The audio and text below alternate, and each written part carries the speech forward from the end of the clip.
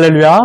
하나님의 크신 사랑이 이 시간 우리 가운데 가득한 줄 믿습니다. 오늘 우리는 사도행전 27장 1절로 20절의 본문을 가지고 2025년의 생존자라는 제목으로 하나님의 말씀을 함께 나누도록 하겠습니다.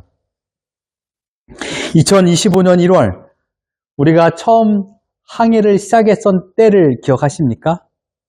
모두가 다 순풍을 기대하면서 내가 원하는 소망의 목적지에 도달할 것이라는 생각을 가지고 이 닻을 올렸습니다. 그래서 오늘 보는 본문처럼 순풍을 기대했습니다. 순풍이라는 뜻이 무엇입니까?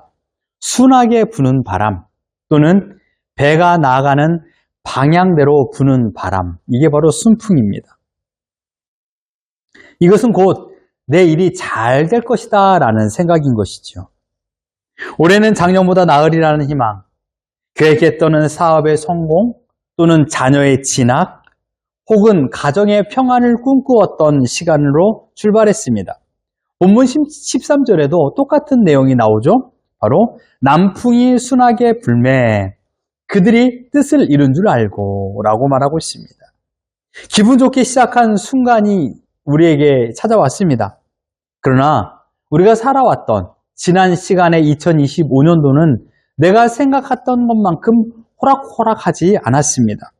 세계적인 경제의 불확실성, 급변하는 기술의 물결, 그리고 개인적으로 찾아온 경제적인 어려움 또는 질병, 관계의 어려움, 마치 유라굴로라는 그런 큰 광풍을 마주했던 시간들이 한두 번이 아니었습니다.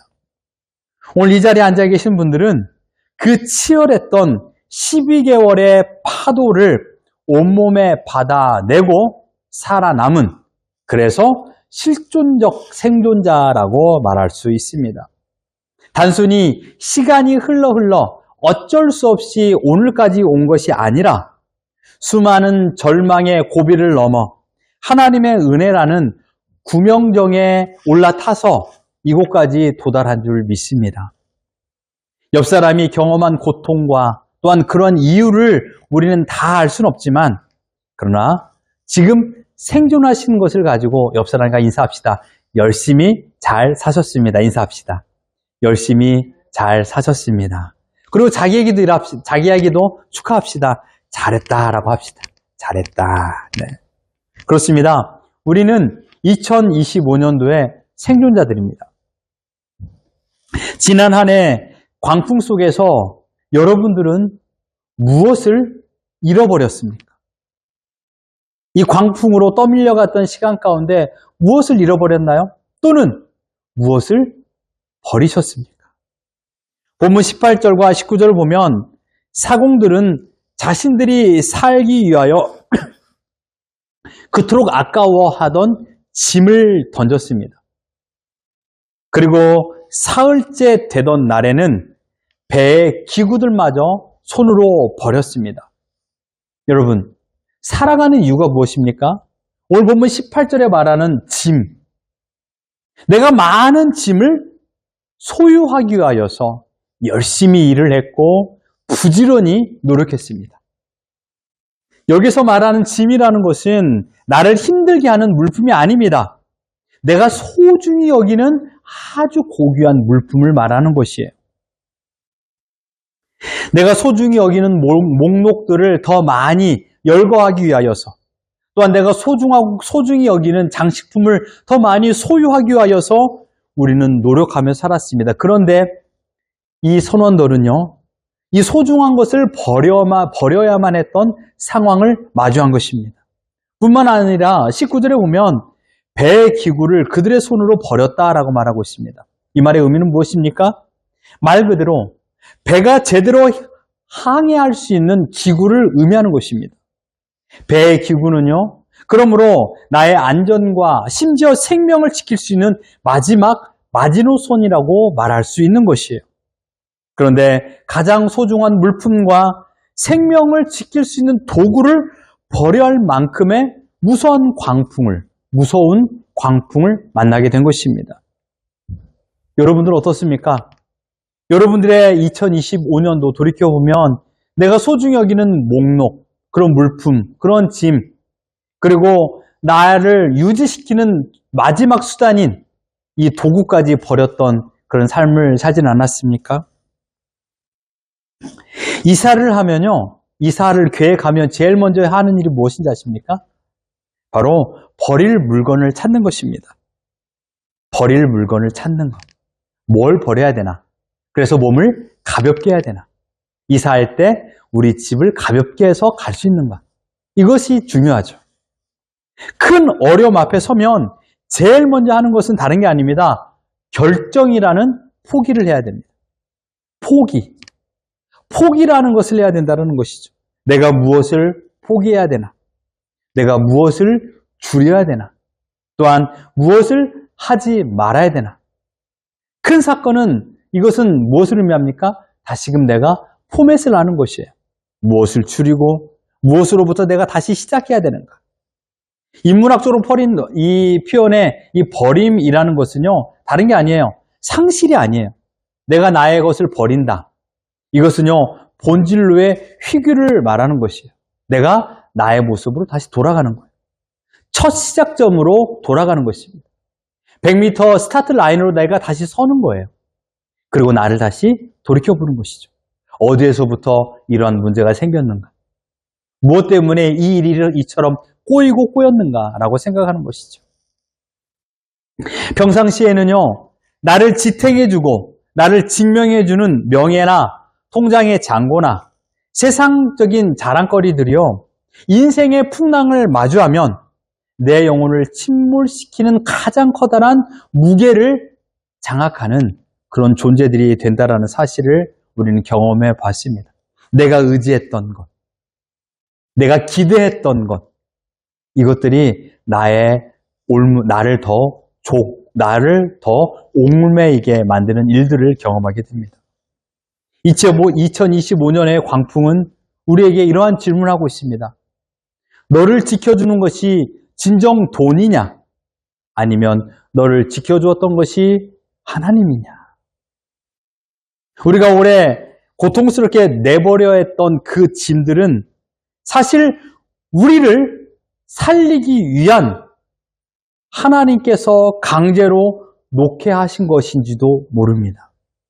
나를 살리기 위해서 내가 가장 소중히 여기는 것을 버리게끔 만드는 그런 하나님의 특별 수단인 것이라고 저는 생각합니다. 생존자는 소유를 지키는 자가 아닙니다. 생존자는 생명을 위하여서 소유를 포기해야 하는 자가 진정한 용기 있는 사람입니다. 나의 생명보다 물질이 더 귀하지 않습니다. 그 비워진 손에 비로소 하나님의 소망이 채워질 때 우리는 감사의 찬양을 올리는 것이죠. 어떤 이들은요, 내 손에 아무것도 없이 빈손에 되었어도 감사하는 분도 계십니다. 이토록 우리의 2025년도는 어렵고 힘든 시간들이 가득했습니다. 올해 유독 어두운 터널을 지나온 분들이 많이 계실 것입니다. 본문 20절 같이 한번 읽어봅니다. 시작! 여러 날 동안 해도 별도 보이지 아니하고 큰 풍랑이 그대로 있음에 구원의 여망마저 없어졌더라. 여러분의 올 한 해의 모습이 아닙니까? 여러 날 동안 해도 보이지 않아요. 별도 보이지 않아요. 무슨 말입니까? 어둠이 가득했다는 것이죠. 결국은 구원의 여망마저 사라졌어요. 이제 나는 죽었구나라는 뜻이죠. 인생의 좌표를 잃어버린 상태. 아무리 소망하며 기대하며 하나님께 기도해도 응답이 없는 것처럼 느껴지고 내일이 오지 않기를 바라는 마음으로 밤을 지새웠던 그런 시간들. 고대 항해사들은요, 고대 항해사들에게 있어서 별은 다른 게 아니라 나침판이었습니다. 별을 보면서 방향을 정했던 것이죠. 그런데요, 여러 날 동안 해도, 달도, 별도 보이지 않는다라면 그것은 갈 바를 잃어버렸다라는 것입니다. 하지만 성경은 역설을 말하고 있습니다. 인간의 희망이 끊어진 그곳에 바로 하나님의 열심히 시작하는 시작입니다. 여러분이 2025년의 어느 날 홀로 눈물을 흘리면서 이제 끝났다, 나에게는 더 이상 소망이 없다 라고 말할 때 하나님은 바울 곁에 서서 계신 것처럼 여러분 곁에도 서 계셨습니다. 우리가 생존할 수 있었던 이유는 우리가 강해서가 아닙니다. 해도 별도 보이지 않는 깜깜한 바다 위에 하나님께서 친히 빛이 되어주셨기 때문에 우리는 살아낼 수 있었습니다. 여러분, 오늘 본문 20절은 우리에게 절망의 극치를 보여줍니다. 여러 날 동안 해도 별도 보이지 아니했다. 고대 항해사들의 해와 별이 보이지 않는다는 것은요, 단순한 기상 악화를 의미하는 게 아닙니다. 이것은 내 인생의 내일, 더 투모로우가 삭제된 것입니다. 자신의 모든 기술이 무용지물이 되었다라는 선언입니다. 아마 2025년 한 해를 지내오면서 여러분 중에도 이러한 절대 암흑의 시간을 통과하신 분들도 계실 것입니다. 그러나 죽지 않고 여기 살아 있습니다. 근데 여러분, 영적으로 신비로운 사실이 하나 있는 거 아십니까? 낮에는 결코 볼 수 없었던 것들이 오직 칠흑같이 어둠 속에서만 선명하게 보이는 것들이 있다라는 것이죠. 바로 이런 말입니다. 어두울 때야 보이는 것이 있습니다. 어두울 때 비로소 보이는 것이 있는데 다름 아닌 하나님입니다. 어두울 때, 내 인생의 깊은 풍랑을 맞이했을 때 비로소 보이는 것이 하나님이 있습니다. 짐이 보이지 않아요. 기구가 보이지 않아요. 사람의 기술이 보이지 않습니다. 대낮에 태양이 장렬할 때는요, 내 힘으로 모든 것을 할 수 있는 것처럼 생각이 듭니다. 내 능력, 내 인맥, 내 건강, 너무 눈부셔서 하나님이라는 빛이 가려지기 일쑤인 것이죠. 그러나 발음이 잘 안 되네요. 그러나 2025년도의 광풍이 우리의 모든 인생의 조명을 꺼버렸을 때 우리는 비로소 보이는 것이 있었으니 그것은 바로 폭풍우 치는 바다 위에 하나의 빛의 실루엣이 보입니다. 다름 아닌 하나님입니다. 시인 박노의 시인은 이렇게 말했습니다. 어둠이 올 때 비로소 별이 뜬다. 여러분의 인생이 가장 어두웠던 그 밤, 여러분은 이전에 보지 못했던 하나님의 세밀한 손길을 경험하게 되었고 하나님의 따스한 숨결과 따스한 품을 느끼게 되었습니다. 생존자는 어둠 속에서 절망의 빛을 보는 자가 아니라 어둠에 선명해진 바로 하나님의 빛을 발견한 자들입니다. 둘째, 어두울 때 비로소 내 인생에 거품이 보이기 시작합니다. 인생에 가장 위험한 것들이 많이 있지만 목록 가운데 첫 번째 생각하는 것은 다름 아닌 거품이에요. 자만이라고 말할 수 있는 것이죠. 이 거품이 나를 미치게 만듭니다. 나의 잘난 맛, 내가 열심히 했으니까 이 정도로 왔어. 나의 노력의 결과야. 또한 나를 이렇게 칭찬해주는 사람들이 있어. 항상 내가 나를 자랑하는 이 자만이 나의 커다란 거품이 되어버렸습니다. 즐겁고 행복해서 나를 아는 사람에게만큼은 내가 대장처럼 여겨집니다. 내 말에 사람들이 움직여지는 것을 보면서 그래, 내가 온전한 리더야 라는 생각을 하게 되는 것이죠. 화날 때는요, 배 위에 실린 온갖 화려한 짐들이 다 내 것 같고 이것이 영원토록 지속될 거라고 생각이 됩니다. 그러나 해도 별도 보이지 않는 죽음의 공포가 닥치면 무엇이 진짜 내 물건이고 무엇이 버려야 될 물건인지 전혀 보이지 않습니다. 분간할 수 없다라는 것이죠. 인간은 고통이라는 어둠 속에서만 자신의 실존을 직시할 수 있습니다. 올 한 해의 어둠은 우리에게 여러 가지를 가르쳐 주었습니다. 우리가 그토록 집착했던 성공의 실체가 나를 지켜주지 못한 헛된 그림자라는 것을 우린 경험하게 되었습니다. 누가 내 곁에 남아 있습니까? 여러분 주위를 보십시오. 나에게 따뜻한 사랑과 따뜻한 격려를 주었던 그들, 그러나 그들 또한 자신들의 목적지를 향하여 떠나는 것들을 우리는 보게 됩니다. 또는 나를 이용하기 위하여서 온갖 술수를 썼던 사람들도 있습니다. 내 곁에 남아있는 것은 건강도 아니에요. 물질도 아닙니다. 어떤 성취도 아니에요. 내 곁에 남아있는 것은 오로지 바로 하나님의 약속과 사랑뿐이 없습니다. 어둠은 우리 인생의 불필요한 모든 장식을 걷어내는 수단입니다. 우리를 가장 순수한 생존자로 빚어내는 하나님의 용광로가 바로 이 어둠, 곧 풍랑이었던 사실입니다. 여러분 생각해 보십시오. 오늘 이 유라굴로라는 큰 광풍을 마주한 이 배에는 몇 명이 있었습니까? 성경에 보면 37절 같이 한번 읽어봅니다. 시작! 배에 있는 우리의 수는 전부 276명이더라. 바울은 276명이 가지지 않고 있는 시력을 가지고 있었습니다. 276명은요, 모두가 풍랑을 바라보고 있었습니다. 폭풍 속에 살인적인 바람을 느꼈습니다. 폭풍을 경험했던 자신의 지난날의 아픈 경험을 떠올리며 두려움 속에 빠졌습니다. 하지만 바울은 이 어둠 속에서 더 밝게 보이는 하나님의 빛을 바라봤습니다. 폭풍을 만드신 하나님을 느꼈고 두려움을 평안으로 바꾸시는 하나님의 권능의 손을 느끼게 되었습니다. 지금 짙은 어둠이 여러분의 인생이라고 생각하십니까? 어둠이 짙을수록 더 밝게 보이는 것이 있습니다. 하나님의 힘, 하나님의 역사하심, 하나님의 능력입니다. 우리는 이 세 가지를 경험할 찬스를 얻게 되었습니다.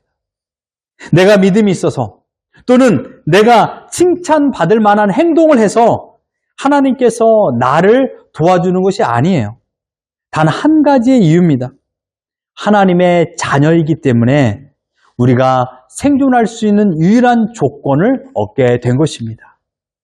올 한 해 많은 사람들은 이 모양 저 모양의 짙은 어둠이라는 현실을 경험했습니다. 폭풍이 동반된 짙은 어둠은 마지막 내가 의지하고 있던 소망의 언덕을 비웃었습니다. 끝내 짙은 어둠을 넘기지 못한 자들도 우리 주위에 너무도 많이 있습니다. 더욱이 내 자신을 두렵게 만드는 것은 무엇인지 아십니까? 혹시 다음번에 이제 저 사람이 넘어졌으니 이제 내 가족이 또는 내가 이 짙은 어둠과 폭풍 속에 침몰되지 않을까라는 그런 불안감입니다. 이 불안감이 나를 더 힘들게 만드는 것이죠. 그럼에도 불구하고 지금 우리는 짙은 어둠의 2025년도를 견뎌냈습니다. 어쩌면 멋진 생존자로 오늘 이 자리에 서 있는 것입니다. 내가 능력이 있어서 또는 내가 힘이 있어서 생존한 것이 아닙니다. 나를 자신하지 마십시오. 이것은 철저한 하나님의 돌봄과 하나님의 선택의 결과입니다. 여러분 가족을 보십시오. 누군가의 보상 없는 희생이 없었다라면 내가 좀 더 일찍 일어나고 내가 좀 더 열심히 일을 한다라면 그래서 나는 힘들지만 내 가족이 내 자녀들이 좀 더 편하게 살지 않을까라는 그런 부모의 마음을 가지고서 새벽에 일어나 일을 하거나 자녀의 밥을 준비하고 모든 일들을 하는 그런 가족들. 그 가족들이 있었기 때문에 올 한 해 우리는 살아갈 수 있었습니다. 또는 나를 위로해주는 말 한마디를 전해주는 그런 동역자, 동료가 있었기 때문에 나의 지친 무릎을 세울 수 있었습니다. 언제 그리고 어떤 방향으로 이런 풍랑이 불어올지 우리는 내일을 기약할 수 없는 두렵고 고달픈 레이싱을 진행하고 있는 존재일 뿐입니다. 그러나 이것 하나만 기억하십시오. 나는 아주 특별한 선택을 받아 엄밀히 말하면 구명조끼를 건네 입고 거친 풍랑을 건널 수 있었습니다. 때로는 내 가족이 나의 손을 붙잡아주고 내 동료가 나의 손을 붙잡아 주었기 때문에, 바로 여러분이 있었기 때문에 저도 이 자리에서 메시지를, 하나님의 뜻을 전달하며 서 있었는지 저는 감사하며 고백합니다. 이렇게 어둠 속에서만 보이는 진리들을 발견했기 때문에 우리는 올 한 해의 어둠을 원망만 하며 끝낼 수 없게 되었습니다. 오히려 그 어둠 덕분에 우리는 하나님을 더 깊게 알게 되었고, 내 삶의 본질을 찾게 되었으며, 곁에 있는 사람들이 얼마나 소중한 존재인가를 비로소 알게 되었고, 이제 선명해진 영적 시력을 가지고 세상에 헛되고 그런 짐들을 의지하는 인생이 아니라 나의 방향을 제시하고 나의 생명의 빛을 공급하여 주시며 생명의 구명조끼를 입혀주시는 하나님을 의지하며 살아갈 수 있는 믿음의 사람들이 될 수 있었습니다. 바울이 풍랑 속에서도 미치지 않고 사람을 안정시킬 수 있었던 비결이 있었습니다. 우리가 이 말씀 이후에 바울의 인생 역사를 알고 있죠.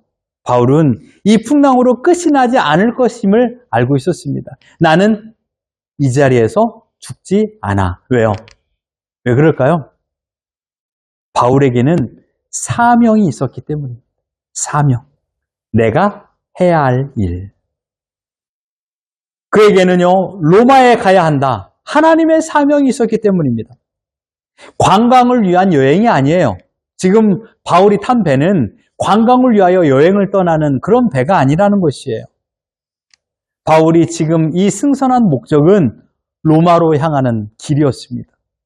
다름 아닌 하나님께서 허락하신 최고의 사명을 이루기 위하여서 그 길을 떠난 것입니다. 인간은 의미를 먹고 사는 존재들입니다. 올 한 해라는 광풍이 우리를 죽이지 못한 이유가 하나님께서 우리를 통하여 이루고자 하시는 일이 있었기 때문입니다. 그것을 다른 말로 하면 남겨진 일이라고 말할 수 있습니다. 하나님께서 특별히 나에게만 주어진 일이 있어요. 이것을 우리는 기독교적으로 사명이라고 말하지 않습니까? 하나님께서 나를 살려준 이유가 있습니다. 내가 아직 살아있는 이유는 나에게만 특별히 부여한 남겨진 일이 있기 때문입니다. 지금은 짙은 어둠이 가득하고 강력한 풍랑 앞에 고통 속에 있지만, 육신의 공고함으로 인하여 침상에 누워만 있지만, 약을 의존하여 오늘을 살아가는 존재이긴 하지만, 그러나 내가 오늘 살아있다라면 그것은 하나님의 뜻과 목적이 있어서 오늘을 살려주신 것입니다. 직장을 통해 이야기해 볼까요? 직장이 너무나도 힘들어요. 그만두고 싶다. 너무나 나를 괴롭히는 상사나 부하 직원이 있다고 생각해 보아요.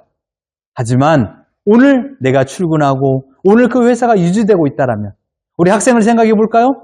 공부하는 거 너무 힘들어요. 너무 하기 싫어. 나 놀고 싶어. 라고 하지만, 그러나 공부하는 자리에 내가 현장에 서 있어요. 그것은 하나님께서 나에게만 주신 사명을 이루기 위하여서 오늘 공부하고, 오늘 직장에 가고, 오늘 일을 하고, 오늘 생명을 유지하며 살아가고 있다는 사실입니다. 어쩔 수 없이 오늘 살아가는 것이 아니라 내가 해야 할 남겨진 일이 있다는 사실입니다. 여러분이 암 투병 중에서 혹은 부도 위기 가운데 살아남은 것은 결코 우연이 아닙니다. 하나님께서 여러분을 2026년이라는 새로운 사역지로, 새로운 목적지를 향하여 떠나기 위하여서 오늘 살려주신 것입니다. 생존의 목적은 나의 평안과 안락함이 아니라 하나님의 사명입니다. 왜 나만 이런 고생을 했는가라고 묻지 마십시오. 대신 이렇게 질문해 보십시오. 나를 살려주신 하나님의 뜻은 무엇인가? 우리 학생 여러분 잘 들으십시오. 내가 힘들게 공부하는 목적이 내가 높은 또는 좋은 대학에 들어가고 또는 좋은 직장을 얻는 것이 아니라 하나님의 뜻과 목적이 있어서 나에게 공부할 수 있는 지혜와 힘을 부여했다는 사실입니다. 바울 한 사람 때문에 지금 276명이 살게 되었습니다. 2025년도를 견뎌낸 여러분, 여러분의 가정과 일터가 여러분을 통하여 살아낼 수 있는 놀라운 기적의 현장은 바로 나부터 하나님의 사명을 성취할 때 비로소 이루어지는 것입니다. 사랑하는 성도 여러분, 이제 우리는 2026년도에 항해 닻을 올리게 됩니다. 2025년도는 우리에게 커다란 상처를 남겼습니다. 하지만 우리를 강인한 생존자로 만들어 주었습니다. 이제 우리는 알고 있습니다. 풍랑은 우리를 침몰시키기 위하여 오는 것이 아니라 우리 안에 있는 불순물을 제거하고 오직 하나님만을 의지하게 하는 수단으로 이 풍랑이 찾아왔다는 사실이요. 기억하십시오. 내가 의지할 대상에서 하나님을 제1번으로 올리십시오.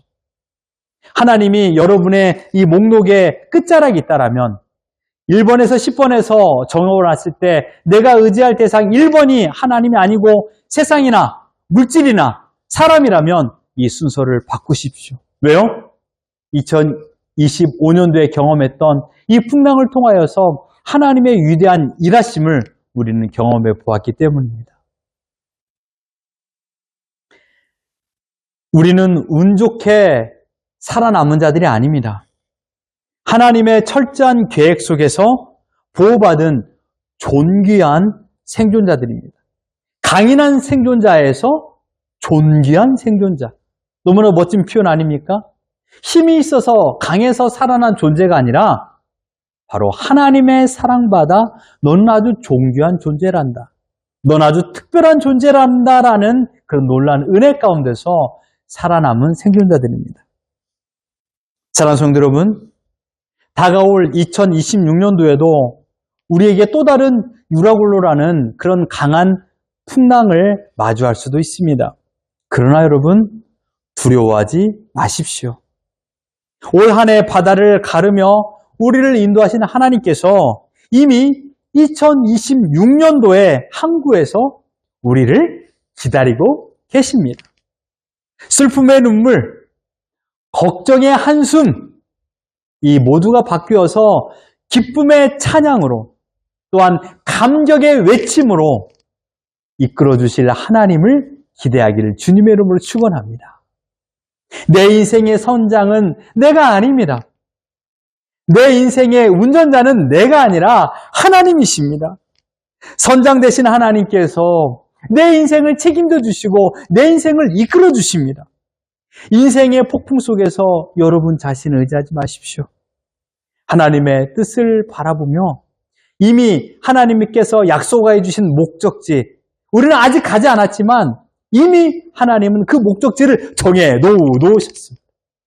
우리가 살 수 있는 모든 방법을 이미 작정해 놓았습니다.